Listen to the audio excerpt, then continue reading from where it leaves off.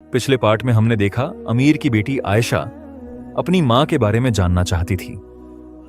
अमीर ने बताया कि कैसे जरीना नाम की एक लड़की मस्जिद में आई और इमाम साहब के घर में शरण ली। बाद में अमीर से उसका निकाह हुआ। एक दिन आमिल नाम के एक व्यक्ति ने खुलासा किया कि जरीना दरअसल एक जिन्नी थी जो इंसानी रूप धारण करके रह रही थी। आमिल ने जरीना को पकड़ लिया और ले गया, लेकिन 6 महीने की आयशा अमीर के पास रह गई। बाद में अमीर और आयशा आमिल से फिर मिले और जरीना से भी। जरीना ने बताया वह औरत एक ऐसी जगह पर रहती है जहां बहुत सी लावारिस औरतें रहती हैं। शायद वह भी बहुत बुरे हालात से गुजर रही है।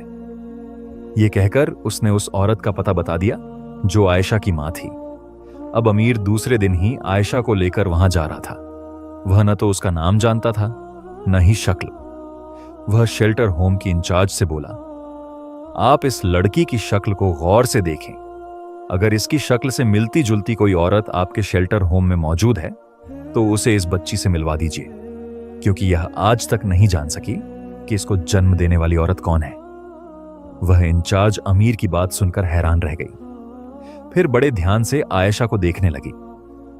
थोड़ी देर बाद उसने एक औरत को बुलवाया जिसका नाम सकीना था।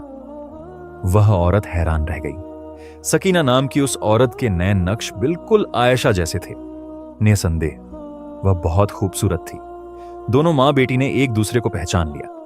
दोनों फूट फूट कर रोते हुए एक दूसरे से गले मिल गईं। अमीर भी इस मिलन पर भावुक हो गया। सकीना 30 से 35 साल की एक जवान औरत थी। फिर इंचार्ज उससे बोली, बीबी, यह वही तुम्हारी बेटी है जिसका जिक्र तुम हमेशा किया करती थी। मैं तो इसे देखते ही पहचान गई थी। सकीना सिर झुकाकर बोली, जी जी मैडम, यही मेरी बेटी है। मैं अपनी खाला के घर रहती थी। मैं यतीम लड़की थी। एक दिन मेरी खाला का देवर, जो एक शराबी आदमी था, उसने मुझे अकेला पाकर मेरे साथ ज्यादती कर दी। फिर एक बार नहीं बल्कि कई बार उसने मुझे बर्बाद किया और मैं गर्भवती हो गई। अब मैं एक अवैध बच्चे को जन्म देने वाली थी, लेकिन खाला ने बदनामी के डर से मुझे घर से निकाल दिया। मैं उस वक्त बहुत कम उम्र की थी, सिर्फ 15 साल की। जब मैंने इस बच्ची को जन्म देना शुरू किया तो मैं एक सुनसान सड़क पर अकेली थी, डर और दहशत का शिकार। अगर पास से गुजरने वाली एक औरत ने मेरी मदद न की होती तो शायद मैं अपने बच्चे समेत वहीं मर जाती।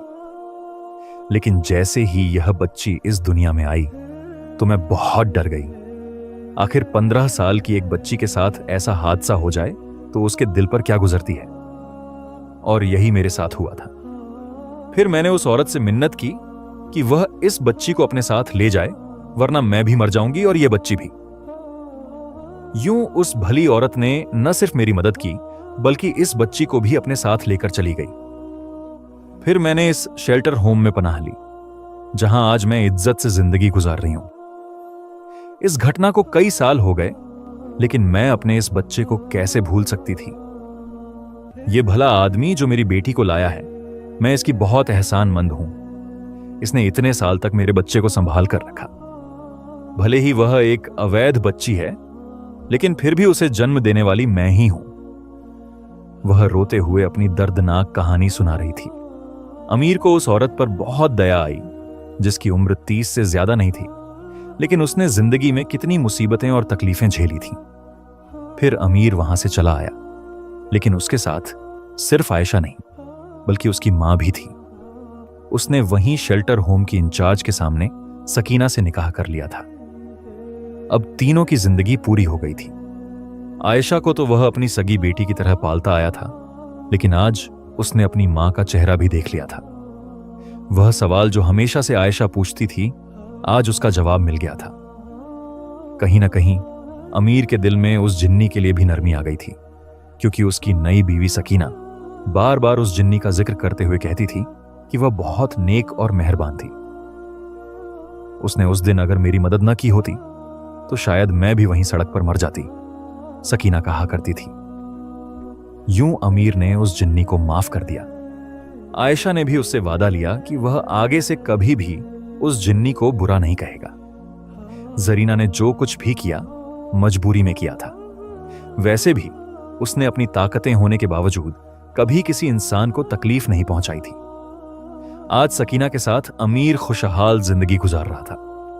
उनके निकाह को 2 महीने ही हुए थे जब सकीना ने उसे खुशखबरी सुनाई कि वह फिर से मां बनने वाली है। अमीर को विश्वास नहीं हो रहा था कि इतने सालों बाद उसे वही खुशी मिल रही है जो कभी उस जिन्नी ने उसे दी थी। अब वह बेसब्री से उस दिन का इंतजार कर रहा था जब उसके यहां एक नया मेहमान आएगा। ठीक 1 साल बाद उसके घर एक बेटे ने जन्म लिया। उसका नाम उसने सुफियान रखा था। वह उसकी आंखों की ठंडक और दिल का करार था, क्योंकि वह उसका अपना बेटा था, उसके वजूद का हिस्सा। एक रात जब वह सो रहा था, अचानक छिपके से कोई उसके कमरे में आया।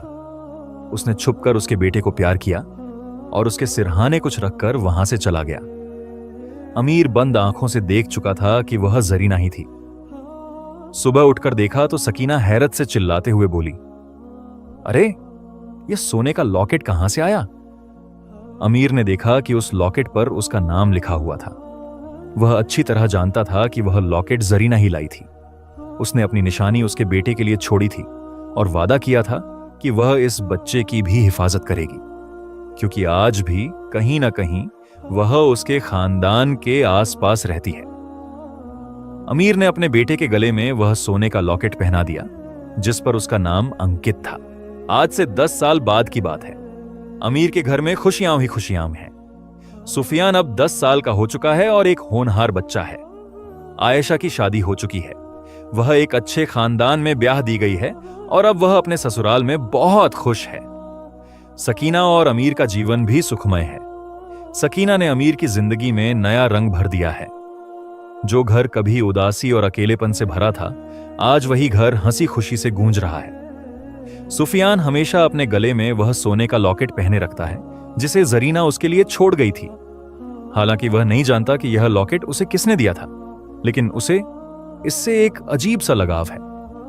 एक दिन की बात है जब सुफियान स्कूल से वापस आया। वह कुछ परेशान नजर आ रहा था। अमीर ने उससे पूछा, क्या हुआ बेटा, तुम कुछ परेशान लगते हो? सुफियान ने हिचकते हुए कहा, बाबा, आज स्कूल में एक अजीब घटना हुई। जब मैं खेल के मैदान में अकेला था, एक अजीब सी औरत मेरे पास आई। उसने मेरे लॉकेट को देखा और मुस्कुराई।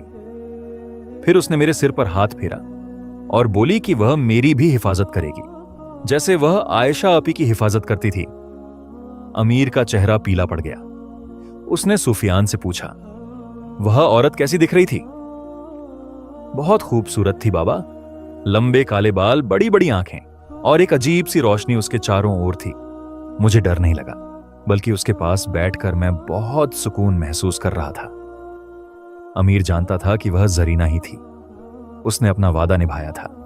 वह आज भी उनके परिवार की निगरानी कर रही थी। उसी रात जब सब सो चुके थे, अमीर ने अपने बगीचे में एक साए को देखा।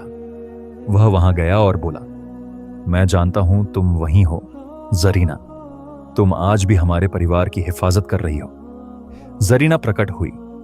वह वही खूबसूरत जिन्नी थी जो 10 साल पहले अमीर की जिंदगी में आई थी। वह मुस्कुराई और बोली, मैंने वादा किया था अमीर, मैंने तुम्हारी और तुम्हारे परिवार की हमेशा निगरानी की है। आयशा की शादी के दिन भी मैं वहीं थी, हालांकि तुम मुझे देख नहीं सकते थे। मैंने तुम्हें माफ कर दिया है जरीना, अमीर ने कहा। तुमने जो किया वह अपनी मजबूरी में किया और मुझे आयशा जैसी बेटी दी, जिसके लिए मैं हमेशा तुम्हारा शुक्रगुजार रहूंगा। जरीना की आंखों में आंसू आ गए। मुझे खुशी है कि तुम सभी अब खुश हो। मेरी भी जिंदगी अब बहुत अच्छी है। मेरा पति और मेरे बच्चे सभी मेरा बहुत ख्याल रखते हैं, लेकिन मैं कभी तुम सभी को नहीं भूल सकती, खासकर आयशा को, जिसे मैंने पहली बार देखा था जब वह इस दुनिया में आई थी। क्या तुम सुफियान से मिलना चाहोगी? अमीर ने पूछा। वह सो रहा है, लेकिन तुम उसे देख सकती हो। हां, मैंने उससे पहले ही मुलाकात कर ली है, जरीना ने मुस्कुराते हुए कहा। वह बिल्कुल तुम्हारी तरह है, दिल का साफ और मेहरबान। मैं जानती हूं कि वह एक दिन बहुत बड़ा इंसान बनेगा। उसने अमीर की तरफ देखा और कहा, अमीर, मैं एक और बात बताना चाहती हूं। जिंदगी बहुत कीमती है और अल्लाह हमें दूसरा मौका देता है। तुमने मुझे माफ करके और सकीना को अपनाकर यह साबित कर दिया है कि तुम्हारा दिल कितना बड़ा है। मेरी एक ख्वाहिश है, क्या तुम कभी कभी आयशा और सुफियान को मेरे बारे में बताओगे? उन्हें बताओगे कि किस तरह एक हिंदू जिन्नी मुसलमान बनी और उसने कैसे आयशा को बचाया? अमीर ने सिर हिलाया और कहा, हां जरीना, मैं उन्हें जरूर बताऊंगा। मैं चाहता हूं कि वे जानें कि उनके परिवार में एक ऐसी हस्ती भी है जो हमेशा उनकी हिफाजत करती है। जरीना मुस्कुराई और धीरे धीरे गायब होने लगी। जाते जाते उसने कहा, मैं हमेशा तुम्हारे परिवार के साथ रहूंगी अमीर, हिफाजत की तरह। तुम्हें कभी मेरी जरूरत हो तो बस मेरा नाम लेना, मैं हाजिर हो जाऊंगी। उसके जाने के बाद अमीर खुशी से घर की ओर लौटा। उसे एहसास हुआ कि जिंदगी ने उसे कितना कुछ दिया है। एक प्यारी बीवी, एक प्यारी बेटी जो अब खुशी से अपने ससुराल में रहती है, एक प्यारा बेटा जो उसका दिल का टुकड़ा है, और एक जिन्नी जो हमेशा उनकी हिफाजत करती है। अगले दिन सुबह सुफियान ने अपने पिता से पूछा, बाबा, वह औरत कौन थी जो कल स्कूल में मुझसे मिली थी? उसने मेरे लॉकेट को देखकर ऐसा क्यों कहा कि वह मेरी हिफाजत करेगी? अमीर ने अपने बेटे को पास बिठाया और कहा, बेटा, आज मैं तुम्हें एक कहानी सुनाता हूं। एक ऐसी जिन्नी की कहानी जो अपने कबीले को छोड़कर मुसलमान बनी और कैसे वह हमारे परिवार का हिस्सा बन गई। और इस तरह अमीर ने अपने बेटे को जरीना की कहानी सुनानी शुरू की। वह जानता था कि यह कहानी पीढ़ी दर पीढ़ी चलेगी और जरीना का नाम हमेशा उनके परिवार में जिंदा रहेगा। कुछ महीनों बाद जब आयशा अपने पहले बच्चे को जन्म देने के लिए मायके आई, तो एक रात अमीर ने देखा कि एक साया नवजात बच्चे के पालने के पास खड़ा है। वह साया जरीना का था, जो छोटे बच्चे को प्यार से देख रही थी और उसके माथे पर हाथ फेर रही थी। इस परिवार की नई पीढ़ी के साथ भी जरीना का प्यार और संरक्षण जारी था। इस तरह जिन्नी की कहानी ने एक नया मोड़ लिया। यह अब सिर्फ एक डरावनी कहानी नहीं थी, बल्कि एक ऐसी कहानी थी जो प्रेम, विश्वास और माफी के बारे में थी। और अमीर के परिवार ने महसूस किया कि कभी कभी हमारी जिंदगियों में जो चीजें अजीब और डरावनी लगती हैं, वे अंत में हमारे लिए सबसे बड़ी आशीर्वाद बन जाती हैं।